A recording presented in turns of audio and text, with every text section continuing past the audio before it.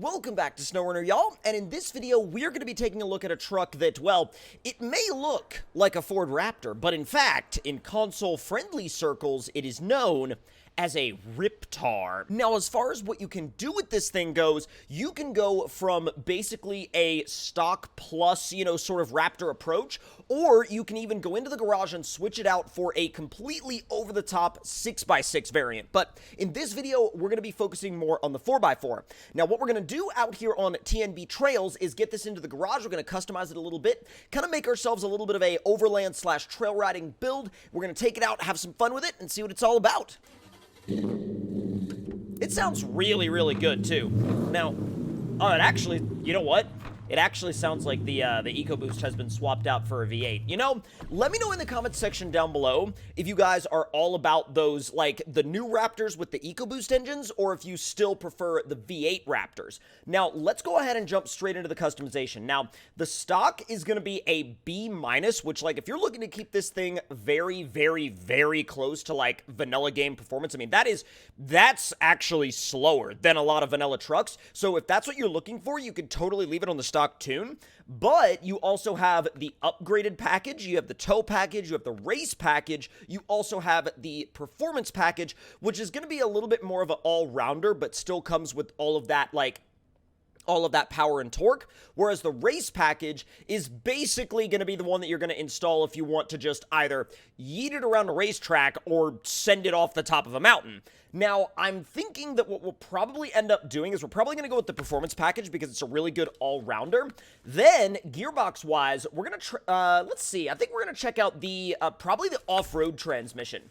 Then, suspension-wise, on this one, you get one option, but that's not really an issue because even though it is a kind of OEM plus, independent front suspension truck, it's still got a lot of articulation to get the job done. Now, moving on to the tires, you're going to have a massive selection of 37s, and when I say a massive selection of 37s, I mean, for a console-friendly vehicle, this is absolutely insane in terms of actual tire selection. I mean, look at the amount of tires that you have available to you on this thing. It is absolutely freaking wild. Then, the list actually repeats in a wider offset wheel. So if you want to go with like a deep dish, wide offset wheel, you can also do that as well. Now, what I'm thinking about doing is I'll probably go with, let's see. Oh, dude, what do we even want to go with? I really like these, the 37-inch Baja Pro X's in the wide offset. Let's see how far to, oh, you could actually go up to a 39. Yo, we're going to have to go to a set of high clearance fenders and a high clearance bumper, aren't we? There's no way. There is no way that we're going to be able to fit these without going to a high clearance bumper setup. Let's see. So, 39-inch Baja Pro X. Holy crap.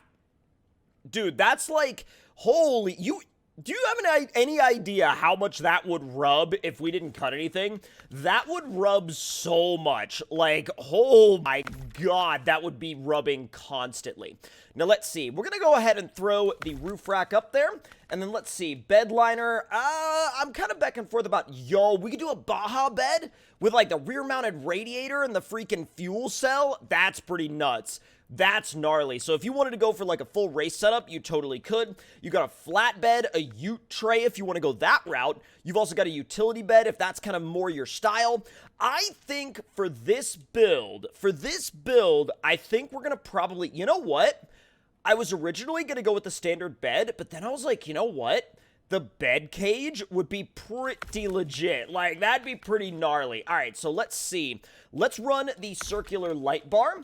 And let's see, we got one option for LED headlights, and then spare-wise, oh, that's interesting. So if you actually, that, like, changes the weight balance of the truck. That is super neat. Huh, I dig that. All right, we're going to do the cut front fenders so we can actually get some tire clearance. Then we're going to do the, I'm going to say the LP tube bumper in the back. And then the tailgate, it's not there right now because we're running the bed cage. We'll do the rear cut fenders as well. And then as far as, like, racks and stuff for the bed goes, we're not really going to do any of that because, again, we have the bed cage back there, although it seems to have deleted itself, and I'm not sure why. Let's see, bed, and then where's the bed cage? There it is. Okay, so sometimes if you mess around with some other options, it seems like it will delete itself, but you don't have to worry about it. You just go and put it back in. Now, let's see. Bed add-on, that's fine. Here we go, front bumper-wise. God, the amount of customization on this truck is absolutely next level, dude. Like, it's insane. I really dig this bumper, too. It's got an integrated light bar and everything. All right, now, as far as the wheels go, we have a enormous selection. And I mean, like, absolutely wild. So, if you want, like, deep dish, like, show truck wheels, you can totally do that. But if you also want maybe, let's say, something like a more, you know, like a rock crawler style wheel or a kind of Baja truck style wheel, you can also totally do that. I'm going to go with these. They look like a Fuel Zephyr. And then as far as colors go, I really like the Raptors in red, but I also really like them in blue. Raptors in blue just look so good to me. Now, let's see. Let's go and throw beans on the dash. And then accessories-wise, we'll throw, like, I don't know, we'll throw dice up there. And now, it's time to send this thing. So let's get it out of the... Dude, that looks so gnarly. The wide offset wheels with, like, the bed cage and everything. Holy smokes, that is a gnarly setup. All right, so what we need to do first is we need to go ahead and test the flex, because even though it is a, like, independent front suspension truck, I am still curious to see what kind of flex we can actually get out of it. So let's bring it up on the left side of the flex ramp. Almost there. We'll put it in low. It is full-time diff lock, though, so you don't really have to worry about that too much. That's not bad. That's not bad. I mean, it's not going to be rock crawler flex, but it's also not bad whatsoever for an IFS setup. Let's see how much it flexes if we back it up on the rear axle, because again, the rear axle is solid, so you'll probably get a good bit more articulation out of that. So let's go ahead and back it up. Oh, dude, yeah. Oh, that's not bad at all. That's actually really, really good. Considering how big these tires are, yeah, that's a really good amount of flex. All right, so now let's head out to a, whoa, easy. Dude, this thing on the performance engine, it's like, it's not insanely fast. It's not like, you know, oh, what's up? Yo, that thing is sick. Freaking Chevy crawler on 50s over there. God, I'm all about that. But no, it's not like so fast that you have to worry about it all the time, but it is fast enough that it is a blast to drive. Look how much extra lift you get out of raising the active suspension too. That's awesome. The damping is so well tuned, dude. Like, the damping is next level on this thing. What about if we put it in high? Yo, it's actually really, really composed. Really composed. Now, keep in mind, we're on the performance setup, not the race setup. So if we were on the race setup, it would be a lot faster. This is a little bit more of a all-rounder setup that's kind of tuned to do whatever you might want to do with the truck. But like, oh, you could go basically any kind of approach that you want with this entire setup. Any kind of approach. You even get like a little bit of a drift out of it on the way into this trail. That's so good. Like, whoa, easy. I was gonna say, like, literally, I love how composed it is in high, but I felt bad saying it because the second I threw it into high, I went sideways and almost went off the cliff and then almost went into a tree. So we're gonna try that again and actually put it in high and see if we can just run this back road in high without getting into any kind of iffy situations. And really, the only iffy situation we've gotten into has been the result of, like, basically a bounce because I positioned the truck wrong. Let's go. I love how even and smooth the power delivery is, and the tuning is next level. The tuning is top tier. Now, we're not going to take it on the racetrack just yet. I actually want to take it to a hill climb over here that's, like, super gnarly and muddy, and this thing will most likely make it up in one go, but I want to see how it digs in. So let's see. All right, we're going to throw it in low plus and attack the hill climb. What do you think, Beans? You think we got it?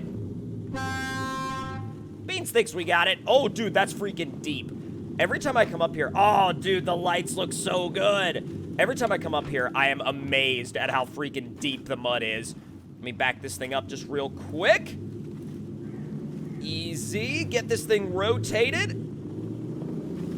All right, we're going to try a slightly different angle here because that is a lot gnarlier than I thought. We're going to have to position a tire on the side. Maybe low?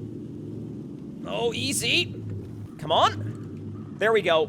You have to go slightly diagonally, because if you don't go slightly diagonally up this hill, you will dig in and it will swamp your truck out, even in something as powerful and as capable as this. That's not a knock on the truck. That's more of just like a continuing reminder of how gnarly some of the trails on this map actually are. So let's get a little bit further on up the hill, just a little bit. Almost there. God, almost there. Uh-oh. I straightened it out. That's like the biggest mistake you can make going up this hill is straightening it out. Because if you straighten the truck out, yeah, let's give it a little bit of a winch pull. There we go. If you straighten the truck out, it's actually like one of the worst things you can do because it just starts to sink. And that's any truck. That's not just this thing. That's any truck. All right, let's put it in high. See if we can just rock bounce our way up the rest of the hill, even though there aren't really any rocks, but shh, don't tell anybody. All right, so now we're gonna go back down to the bottom. Oh, I love that view, though. That view is so good, especially, like, with the racetrack in the background. Dude, all right, let's back down the hill. And since we have the ever so delightful dev tools, we can actually swap out the engine tune and the transmission tune for the race package, and we can see what it's actually like on a quick lap of the racetrack. So let's see. Let's get a little bit further down. All right, we're kind of on the one of the ATV racetracks right now. All right, so let's bring it into the staging area. And now that we're in the staging area, we can go ahead and grab the race gearbox and the race engine. Now that we've got those, we can go ahead and make sure everything is refreshed. And then, now we can get it out on the racetrack and really... Oh, God, yeah, okay. It's an 8-speed now. It's time to freaking rip. Oh, my God. Yo, this is... okay, you should probably have it in automatic mode, not high. High is a little jolty. I mean, I'm not surprised that it's a little jolty, but jeez. I will say it absorbs the landings really, really well. I'm just trying to get into a better rhythm with it. Oh, yeah. Not even a single bit of damage. Whoa! Bro, when the power kicks in, oh my... Oh, easy. Please don't. Thank you. Yeah, when the power kicks in, it is absolutely nuts. You would definitely want to run the race gearbox in automatic mode as opposed to high unless you're already really, really cooking. Because if you're not already cooking, it is going to throw you into a wall / tree / something else. Make it! Oh, no, if I had a tad bit more speed. Hey, you know what? Perfection. But no, like, seriously, if I had had a tad more speed, I would have landed that one just fine. But, like, it was so close. See, that one was perfect. The timing on that one was exactly where it needed to be. Oh, that was probably a little overshot. Yeah, that was actually way overshot for where I wanted to be. All right, come on. Handling-wise, this thing is sick. Like, in the corners, bro, it digs in and just sends itself. Now, let's see how it does on these downhill jumps. These are basically step downs, and oh, god dang it. I'm always so worried about coming into that with too much speed that I think 9 times out of 10 now I come into it with too little speed. There we go. Oh! And that's what happens when you do it with too much speed. But for some odd reason, we've landed on our wheels and kept going. Although I have fully damaged out my suspension, I think. So, repair and refuel. Oh, it is 1,000 units. Okay. I was like, is that like a did I damage out a non-damaged suspension? That doesn't make any sense, because if I did, there's something wrong here. I was like, something's going on. Oh, easy. There it is. I need to get better at drifting this thing. This thing is like, it's really progressive until you get to the end of the slide, and then it can kind of snap to a stop. But like, if you're really good with your steering inputs, you can totally be smooth with it. Oh, that's exactly where I wanted to land. Oh, that was beautiful. But if you guys enjoyed this look at this truck, and that's not even including the 6x6 version, which we're going to take a look at soon, let me know your thoughts and opinions in the comments below. Hit the like button if you enjoyed, subscribe if you're new, and I will see you guys next time.